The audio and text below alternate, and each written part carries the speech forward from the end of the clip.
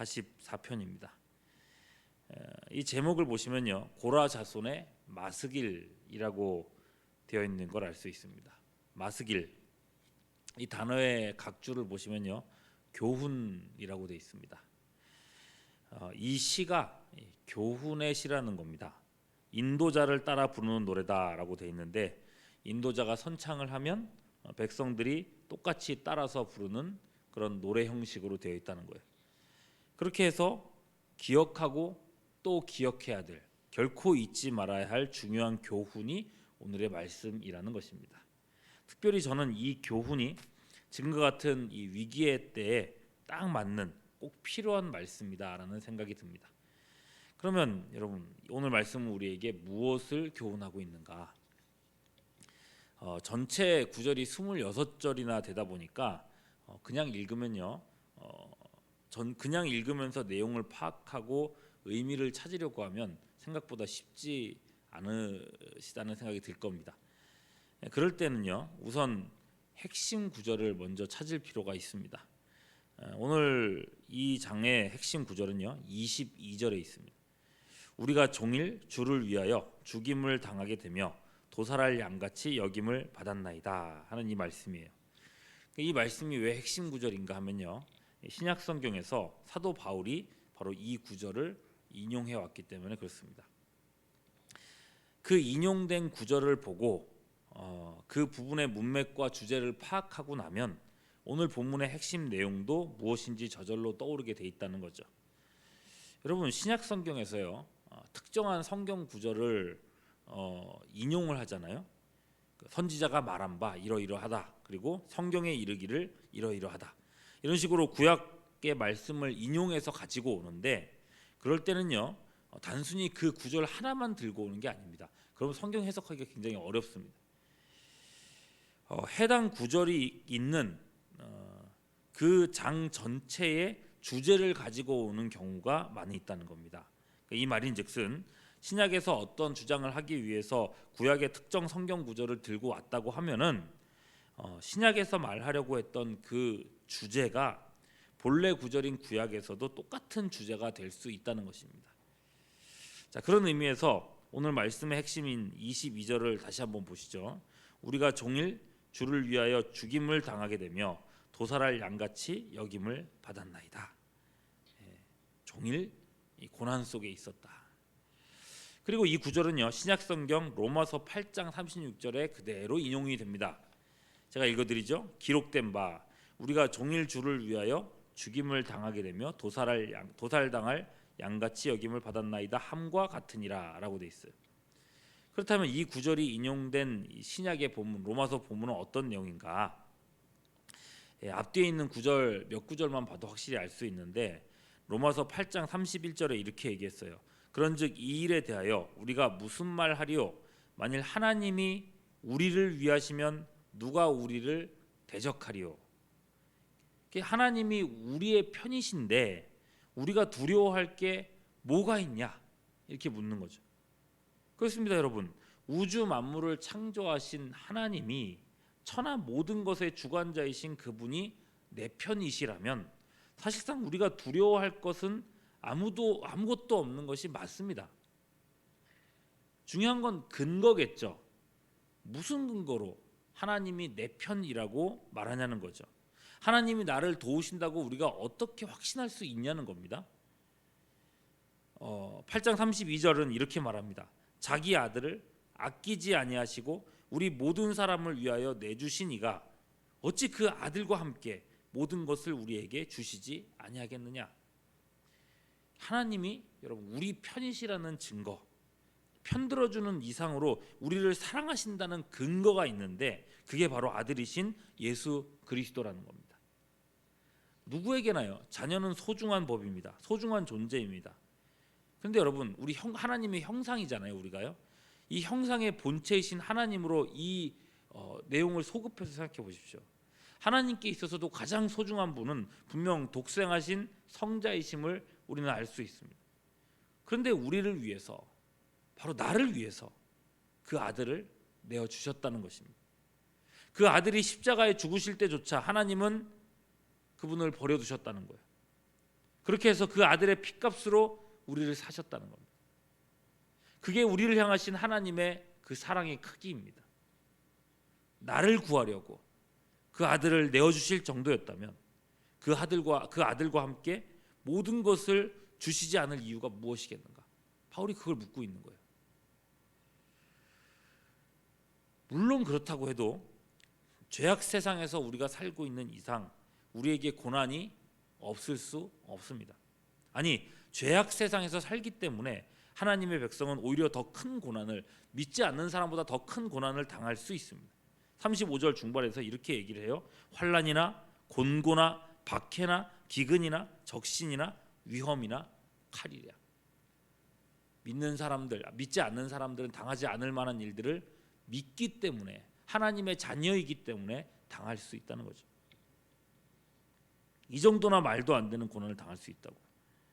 그렇게 이야기하면서 하나님의 백성들도 이런 고난을 당할 수 있다라고 하면서 바울은 오늘 시편 말씀을 인용해서 가져온 겁니다. 그게 36절이었죠. 36절이죠. 우리가 종일 주를 위하여 죽임을 당하게 되며 도살할 양같이 여김을 받았나이다 함과 같으니라. 자, 이제 이 한 구절을 매개로 해서 로마서의 이 전체 방금 우리가 말씀드렸던 내용이 시편 44편에 고스란히 녹아져 있다는 것을 확인하는 거죠. 그 이제 시편 말씀으로 다시 돌아가서 로마서에서 살핀 내용대로 되어 있는가 확인해 보겠습니다. 44절 본문부터 보면요. 앞서 우리는 하나님이 우리 편이시고 그 보증이 독생자의 십자가 구원이라고 말씀드렸습니다. 44장 1절에서 3절을 보시면은 이스라엘에게도 비슷한 기억이 있습니다. 하나님이 전적인 은혜로서 그들의 조상들을 구원하셨고 지금 살고 있는 약속의 땅에 뿌리 내리게 하신 구원의 역사가 있습니다. 그게 2절이에요. 주께서 주의 손으로 뭇 백성을 내쫓으시고 우리 조상들을 이 땅에 뿌리 박게 하시며 주께서 다른 민족들은 고달프게 하시고 우리 조상들은 번성하게 하셨나이다. 하나님께서 우리 편이라고 하는 역사적 근거가 분명히 있다고 말하고 있는 거예요. 그리고 백성들은요, 바로 그런 하나님을 의지하여 흔들림 없이 살아왔다고 합니다. 그게 4절에서부터 8절까지 말씀이에요. 자, 그중에 6절을 보겠습니다. 나는 내 활을 의지하지 아니할 것이라 내 칼이 나를 구원하지 못하리이다. 활을 의지하지 않겠다, 무기를 의지하지 않겠다. 8절, 우리가 종일 하나님을 자랑하였나이다. 우리는 하나님의 이름에 영원히 감사하리다. 우리가 의지하는 분은 오직 하나님이십니다. 우리를 구원하신 그 하나님만 의지하며 살겠습니다. 백성들은 이렇게 바른 믿음 위에 서 있더라는 겁니다. 더할 나위 없는 영적인 교제입니다. 그리고 이 정도로 두터운 관계 속에 하나님과 그 백성이 있다고 한다면 이 백성들 당연히 다들 복을 누려야 될 것 같지 않습니까? 근데 여러분 9절을 시작하는 단어를 보십시오. 어떤 단어로 시작하고 있습니까? 그러나라고 합니다. 그러나 하나님은 그렇게 우리를 사랑하시고 우리는 그렇게 하나님을 섬겼는데, 그러나 이제는 주께서 우리를 버려 욕을 당하게 하시고 우리 군대와 함께 나아가지 아니하신다는 거예요. 13절, 주께서 우리로 하여금 이웃에게 욕을 당하게 하시니 그들이 우리를 둘러싸고 조소하고 조롱합니다. 15절, 나의 능욕이 종일 내 앞에 있으며 수치가 내 얼굴을 덮었으니. 이렇게 16절까지 말씀들이 이어져요. 신앙생활을 그렇게 잘했는데, 하나님이 우리를 사랑하신다는 확신이 있는데 이해할 수 없는 고난이 닥쳐온다는 것입니다. 그리고 고난이 닥쳐왔어요. 백성들은 어떻게 반응했습니까? 고난에 대해서 17절, 이 모든 일이 우리에게 임하였으나 우리가 주를 잊지 아니하며 주의 언약을 어기지 아니하였습니다. 그래도 믿음을 변개하지 않았다는 거죠. 더 하나님을 신뢰했다는 겁니다. 자, 이제 18절 보세요. 우리의 마음은 위축되지 아니하고 우리 걸음도 주의 길을 떠나지 아니하였으나. 그렇게 하나님을 의지했지만, 그러나 19절, 주께서 우리를 승량의 처소에 밀어놓으시고 우리를 사망의 그늘로 덮으셨나이다. 하나님을 더 의지하고 더 기도하고 하나님을 찾았는데도 지금의 고난은 끝나지 않았습니다. 오히려 더 극심한 처지로 빠져 들어가는 겁니다. 그런 가운데 오늘의 중요 말씀 22절이 나오는 거죠. 우리가 종일 주를 위하여 죽임을 당하게 되며 도살할 양같이 여김을 받았습니다. 여러분, 이 정도 상황이 되면 뭔가 영적으로 무너질 만도 하지 않습니까? 하나님께 대해서 실망할 수도 있고, 실망을 넘어서 원망이 일어날 수 있습니다. 하나님 나한테 왜 이러시냐고, 하나님 나한테 이러실 수가 있느냐고. 근데 여러분, 그게 아니에요. 한두 번 기도해 보고 안 되면 마는 그런 믿음이 아니에요. 몇 번 참은 걸로 위안을 삼고 뒷걸음치는 그런 견딤이 아니더라는 겁니다. 고난이 닥쳐왔을 때에 하나님조차도 나를 버린 듯한 그런 두려움에 사로잡혔을 때에 하나님의 백성은 어떻게 해야 하는가? 그 대답이 오늘의 마스길인 겁니다. 교훈이죠, 교훈. 23절이에요. 주여 깨소서, 어찌하여 주무시나이까? 일어나시고 우리를 영원히 버리지 마소서. 그리고 26절로 마저 내려오면요, 일어나 우리를 도우소서, 주의 인자하심으로 말미암아 우리를 구원하소서. 여러분, 이 말씀에 이 시인의 이렇게 말을 할 때의 분위기를 생각해 보십시오. 주여 깨소서라고 이야기할 때에 내가 만일에 이 상황에서 정말 하나님 앞에 주여 깨소서라고 기도한다면 이런 말을 하는 사람은 어떤 태도로 할 것 같습니까? 서근서근하게 이렇게 조용하게 이야기를 할 것 같습니까? 주여 깨소서 이렇게 하겠습니까? 그럴 수 없잖아요, 그죠? 주여 깨소서라고, 그죠? 외치겠죠. 일어나 우리를 도우소서 부르짖을 겁니다. 하나님의 도우심이 있기까지, 마침내 응답이 오기까지 더욱 뜨겁게 부르짖어 기도하라는 것입니다. 꺾이지 말라는 것입니다. 주여 깨소서라고 부르짖기까지. 여러분, 믿음이란 게 그런 겁니다. 하다가 마는 거, 그건 믿음 아닙니다. 따라가다가 주저앉는 건 신앙 아니에요. 손에 쟁기를 잡고 뒤를 돌아보는 자는 하나님 나라에 합당하지 않다고 했습니다. 그렇다고 해서요, 우리가 하나님께 부르짖는 그 부르짖음이라는 게 처절한 외침이나 절규나 이런 절망스러운 그런 마음의 태도가 아니에요. 오히려 이것은요, 하나님의 도우심을 확신하는 외침인 것입니다.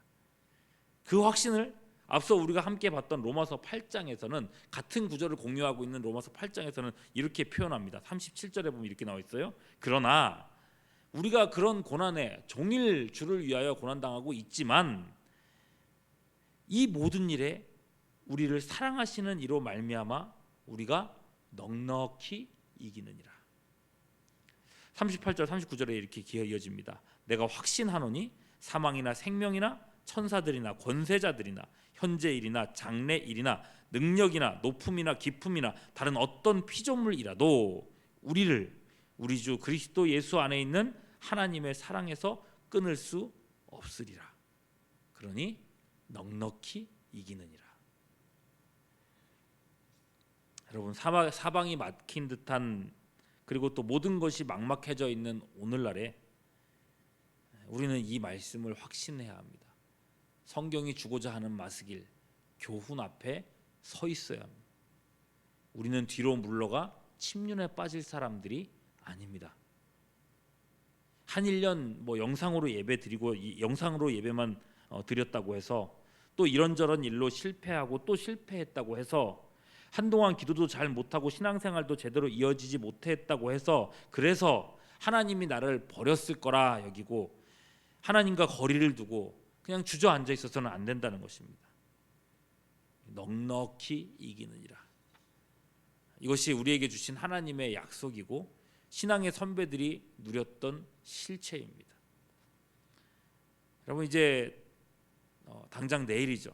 다가오는 새해의 전망이 그리 밝지 않을지라도 넉넉히 이기게 하시는 하나님, 우리를 사랑하사 그 아들조차도 아끼지 아니하셨던 그 하나님, 그분을 의지하며 힘있게 기도하며 그렇게 시작해 나가는 우리 모두가 될 수 있기를 주님의 이름으로 축원합니다.